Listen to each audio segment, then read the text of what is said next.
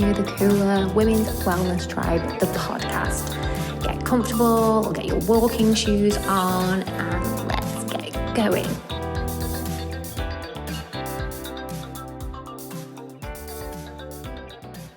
Hello, my tribe. I'm just going to start today by saying thank you for all the amazing feedback from episode 1. I'm very grateful to anyone even listening, never mind taking time to feedback. So here I am, little glamorous insight to my life here. I'm recording it in my bathroom because the dogs love to scratch at the door. In the other episode, I had one of the dogs licking his paw. And the sound, I think, wasn't great. So yeah, I'm trying it in the bathroom today. Maybe one day I'll have a multi-million-pound podcast studio. But until then, here I am, authentically in the bathroom. So yeah, thank you for everyone who tuned in last time. Today I'm going to talk a little, it's not too different actually.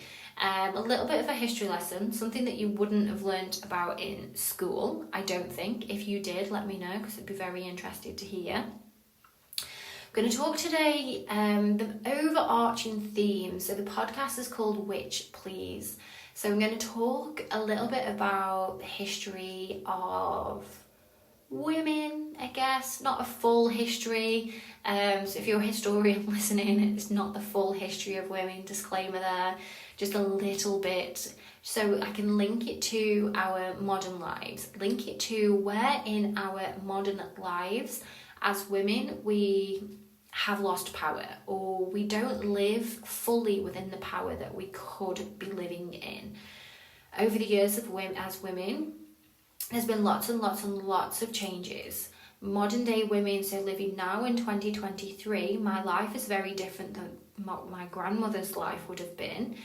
I have lots more opportunities and look at the world in a different way, and maybe children in 50 years time will look at me and think wow, or others and think gosh, look how they lived. So it is progressing, but it's a slow process, and it's something that as women within this year 2023 we're going to see a bigger rise of the female. So what I'm going to talk about today in this podcast is where we lost our power, first of all. So that's where the history lesson is going to come in, and I love talking about this. I find it so interesting, and I love just thinking about my life now. And I will be driving along and think about something and think, oh, there's my witch wound. That'll make sense to you in a second. So why we lost our power, where did it go, why we need to bring it back, and how, and then a little bit of what's next. And hopefully you'll leave the podcast, or will you leave? You'll stop listening to the podcast today and have your own ideas of where you feel that you're living small, where you feel that you're not in tune with your feminine energy, your womanhood, your power, and how you can really start to make changes. Yeah. So, with all that being said, let's get into the history first.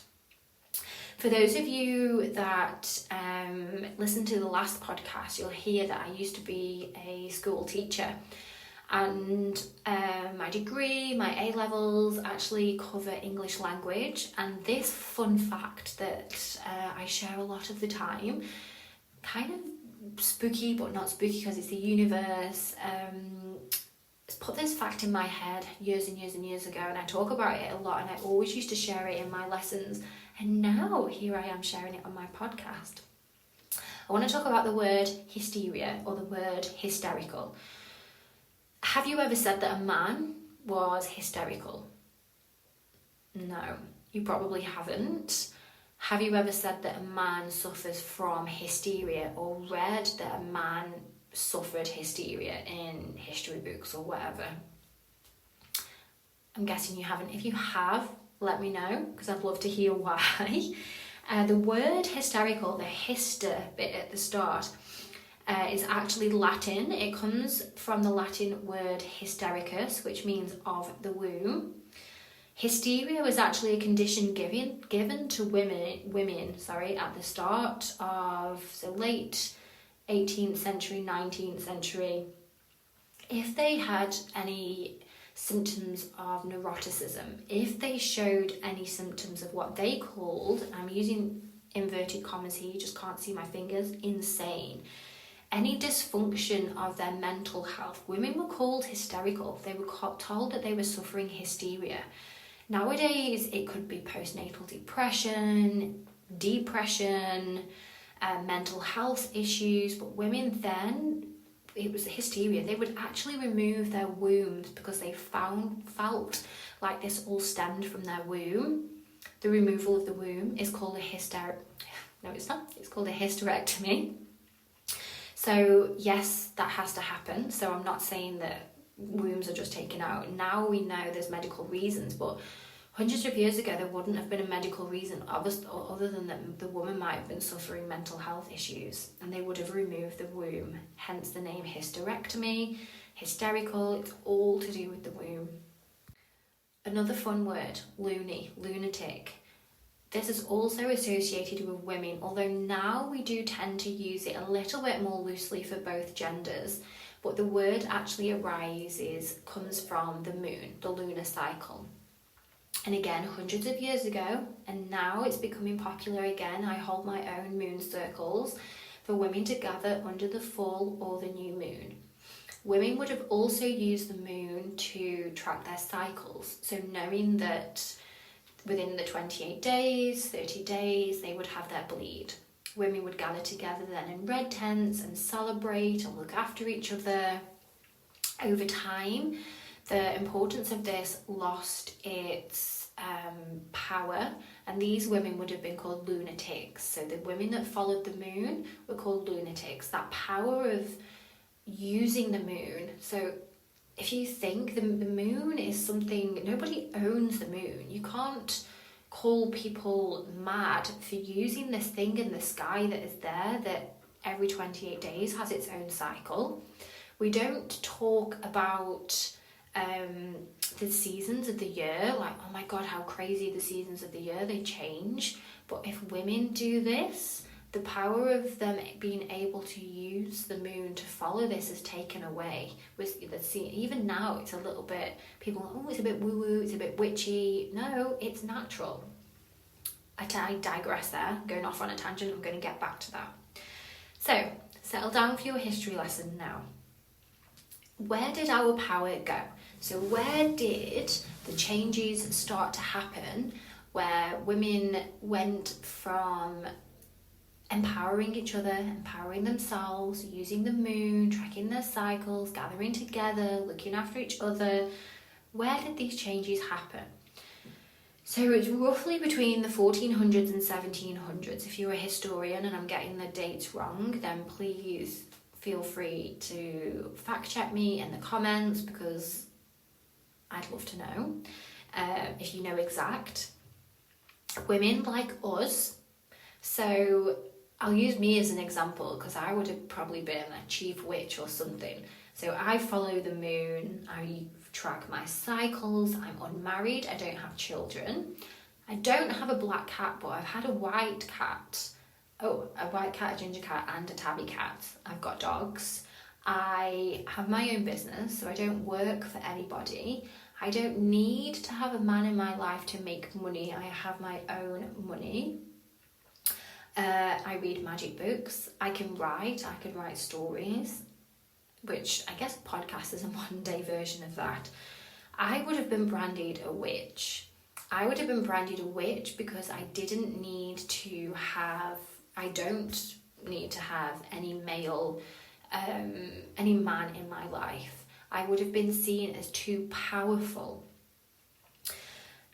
This all comes from men, power and money. So hundreds and hundreds of years ago, when the churches started to take over, I'm not going to go too much into the religious side, but when women weren't going to churches and they were embracing themselves or following the moon or not following any religion in particular, the men came along, they wanted the money, they saw this as a threat, they branded the women witches. So this started to affect the way that women lived their lives. So women who were the medicine women that used the herbs in the gardens to treat people, to help people, they would have been branded a witch. Midwives, witches. Anyone that did anything to help somebody else, witch. Unmarried, witch. The old lady at the bottom of the village who knew how to heal, witch. All of these women would have been taking something or stopping the men making money in some way. They would have been taking the power away from the men. It affected us because if someone came up to you and asked you, is she a witch? And you said yes, your life would be spared. If you didn't sort of hand over the witches, it could be that someone would accuse you of being a witch and you would have been burnt at the stake, drowned. It began the whole distrust of women. It began this whole distrust and women looking at other women with fear. Women being scared of powerful women because they may have then believed themselves that they were a witch. That really pitted women against each other, and this is something that we do see in a modern day society.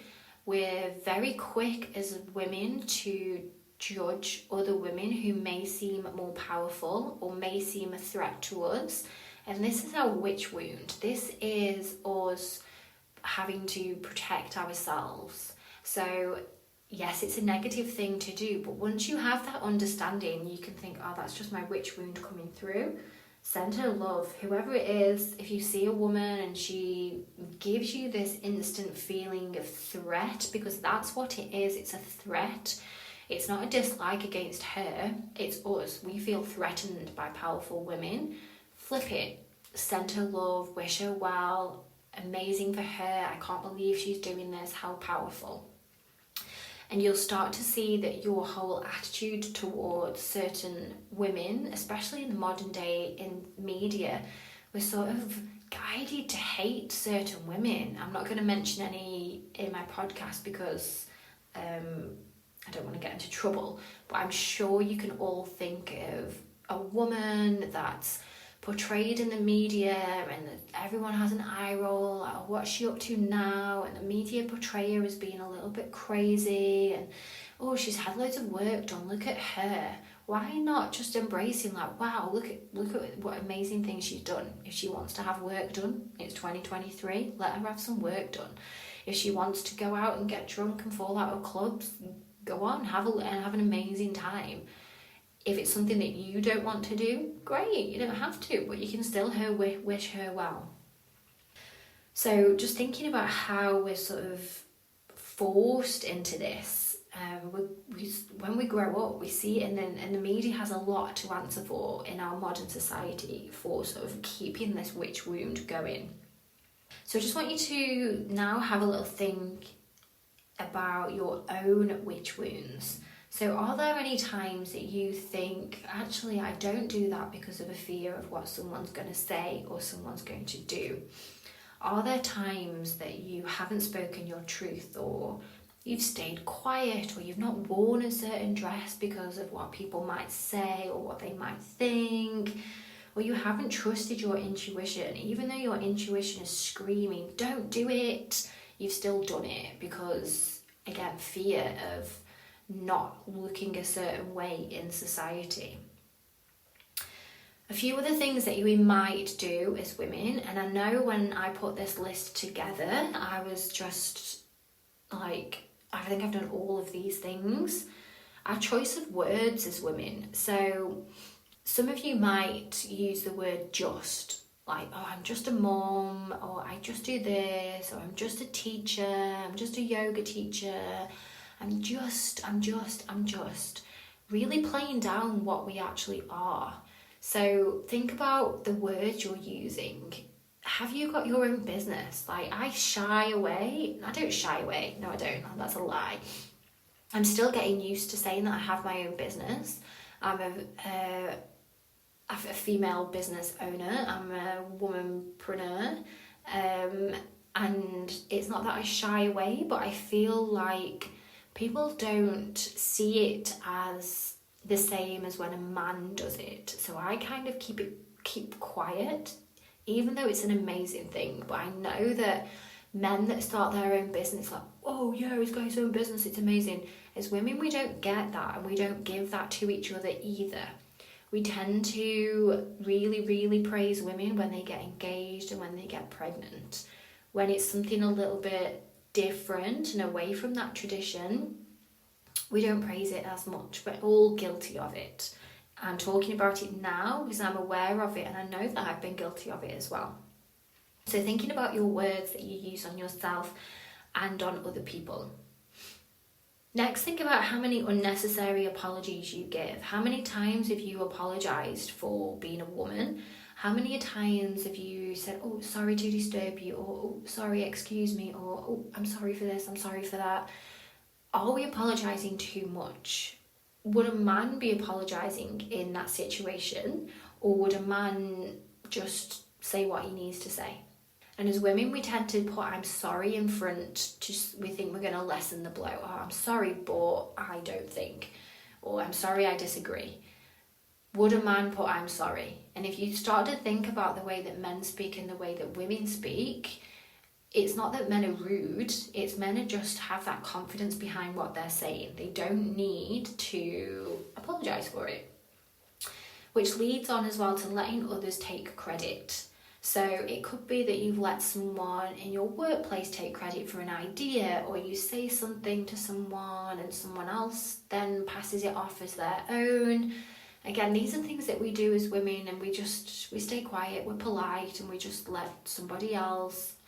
It might be that this one isn't you. I know that I do this, but I know that I have fierce feminine female energy friends that would say, oh, excuse me, I did that, and they would copyright that. And this is something that I am working on. Moving on as well to being hesitant to self-promote.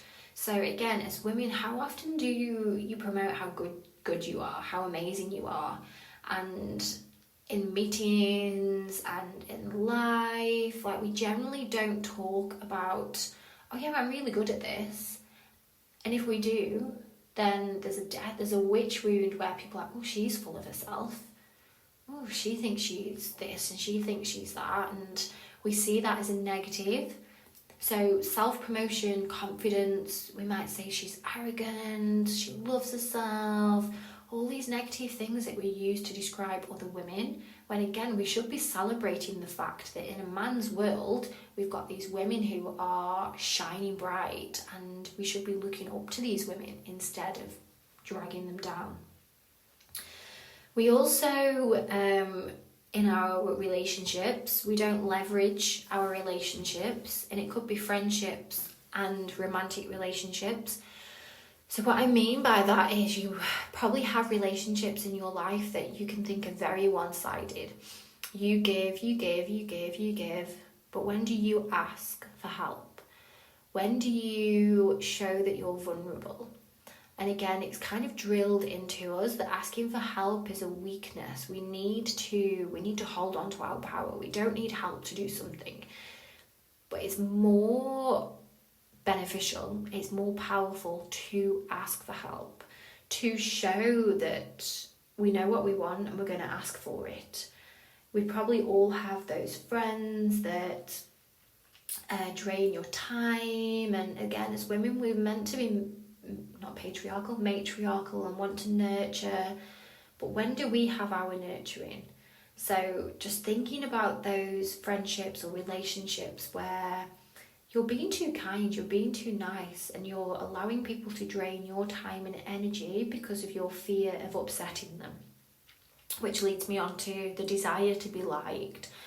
We all want to be liked, we all have a desire to be liked, but not everyone is going to like you. And once you realise that not everyone is going to like you, honestly, for me, when I've worked through this, it's like a weight has been lifted off my shoulders. I know that when I was younger, I would be like, oh, I don't think she likes me. And I would overcompensate. I would try and sort of make them, whoever it was, like me. And I'm quite introvert, so I used to think a lot of people didn't like me because I was just quiet and I wouldn't have that clicky relationship with people because that's not me. So then my inward self would be overthinking it, like, oh, they don't like me. So I would either force myself and make myself really uncomfortable to speak to them just so that they would like me, and then make myself really uncomfortable and I didn't like it and I would be anxious, or I just wouldn't try and speak to them again and just worry about the fact that they didn't like me. So once I was like, I don't know if I read this or someone said it to me, but not everyone is going to like you.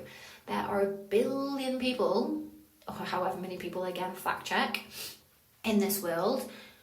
Do I like everybody? No. Does it matter? No. Am I awful or horrible to the people that I don't like? No. I just don't put myself around them, and that's okay. I don't hate them, and they're just not for me. And the same for other people. So when you realise and you just let go of this, it's so empowering, it's so refreshing, and we don't need to worry about it. Last thing that we do as well is we tend to react a lot and we're not proactive. But again, this all takes us back to the witch wound. It's taking us back to feeling like we have to protect ourselves, feeling like we have to stay small, so letting things happen and then picking up the pieces. And as women, we're really good at that. It's a skill that we've built up over the years, but instead of seeing something before it happens, we react after, and we pick it up, we sort it out. We're good at sorting things out. Funnily enough, in COVID, I read somewhere, again, it could be another fact check, that the countries that had female leaders did a lot better, and they'd actually perfected this proactive instead of reactive. So a lot of the countries that were reactive and sort of acted on the spot, we suffered because of lockdowns and our mental health. But the countries with the female, and I can't remember them off the top of my head, I probably should have wrote it down before I recorded my podcast so I could get it right, but they did a lot better. And you couldn't obviously give that a Google.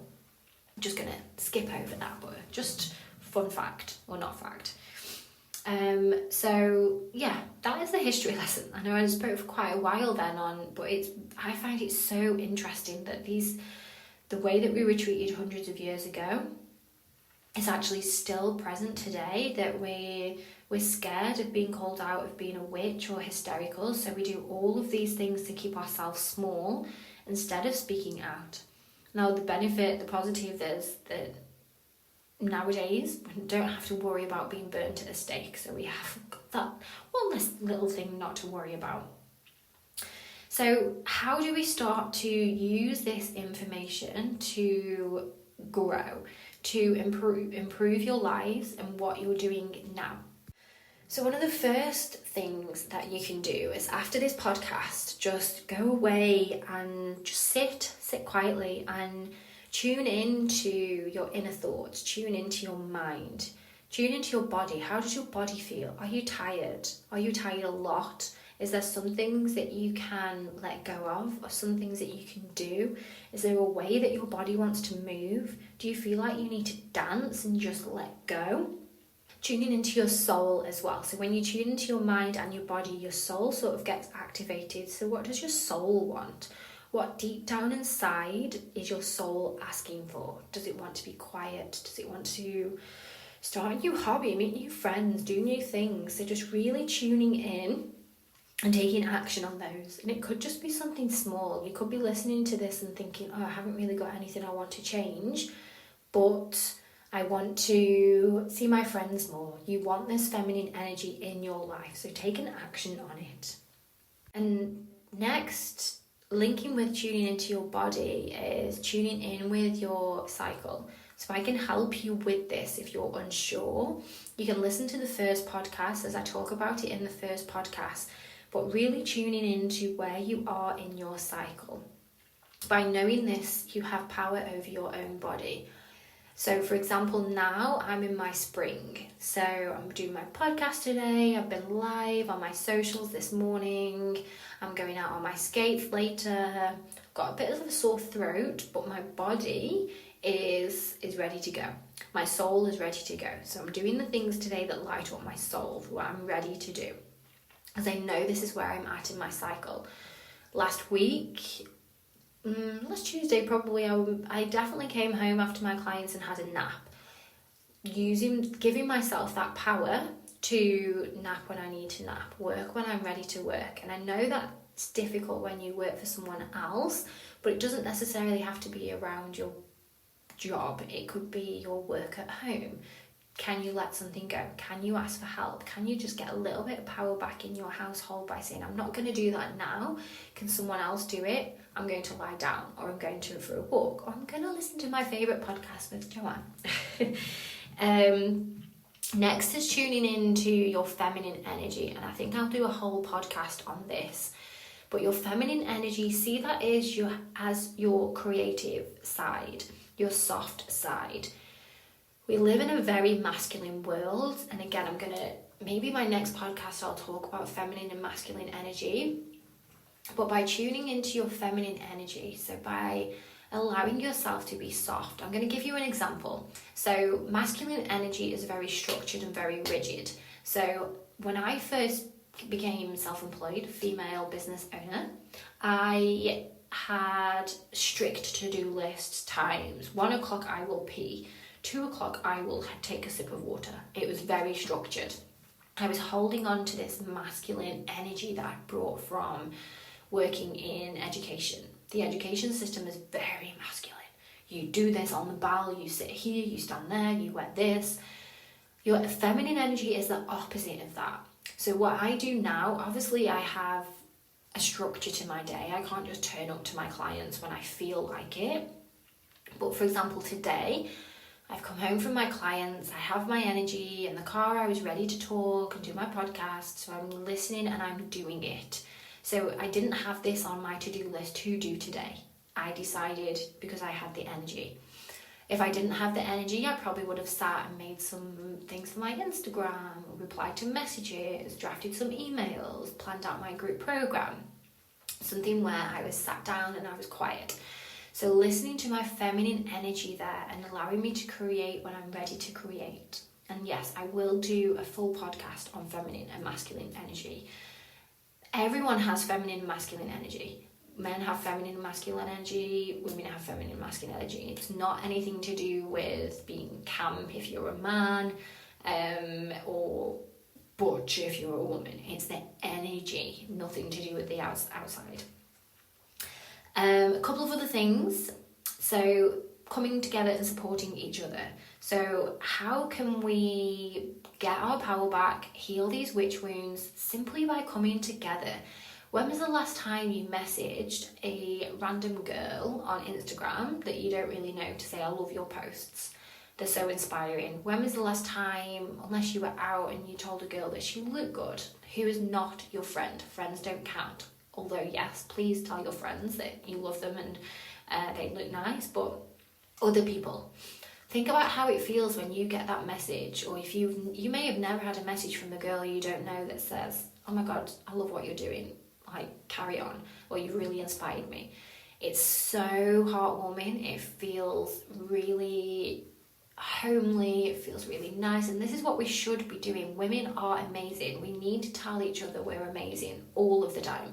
We know that we don't tell ourselves enough, so help each other out and go and tell each other you're amazing. Go to a moon circle, go to yoga, sit and have coffee with someone you don't know after. Let go of these wounds that we need to protect. The same back at you though. Self-love, self-care. Look at yourself in the mirror. Tell yourself you love yourself. Show yourself some love. Go and buy yourself some flowers. Go and buy yourself a chocolate bar. Sit down and eat a huge piece of cake. Love yourself. Show yourself the same kind of love as you would your friends. If you would do it for your friend, do it for yourself. So sort of have that rule in your head as well. Show yourself some love. Again, the witch wound there is keeping yourself quiet. Showing love as well. I know I've just listed off loads of things like go and buy this and do this. It could just be posting a picture and like, this is me, this is what I do, and this is what I'm good at. Show yourself love in that way. Don't be a scared witch that stays at home and you don't want people to know what your magic is. Show people your magic. So I hope that makes sense, or you could at least resonate with a little bit of it. Please let me know if it does. Even if it doesn't, let me know. Just let me know what you think. Can you think of times when you're like, oh my God, that's a witch wound? It's the witch wound coming through. Let me know on Instagram, Facebook, wherever you've got me. Pop it in the comments there, because I'd love to hear. I love hearing these stories. I love it when someone's like, oh my God, I did this and it's such a witch wound. Like, it lights me up because it means that we're making that change. So just before we go today, one or maybe two more little things that I want to share. So I am putting together my next group coaching program. So I have a little VIP list going on. If you'd like to be on the VIP list, so all that means, I'm not going to spam you. It just means that you'll be the first to know about the program, what it entails, and you'll have first invitation. So basically first refusal. If you want to join, you can. I'm also thinking about giving a little discount to anybody who is on the VIP list. I just haven't made that decision yet, but I should really spread the love, especially if you've listened to a 30-minute podcast as well from me talking. Next, make sure you hit like, 5 stars, leave a review if you feel called to. Please contact me. I love hearing feedback, if anything resonates. I know I've just said that, I'm repeating myself now because I get very passionate about it. So we'll end that there. What I'm going to do now is, because I'm full of all this feminine energy, is probably going to plan the next podcast so I can talk about, the next podcast actually will be filmed in Bali. So yeah, thank you for listening, and I will see you in the next episode. And that's it today, everybody. I hope you have a lovely week, and I'll see you again next week. Don't forget, 5 stars, download, tell your friends. You're amazing.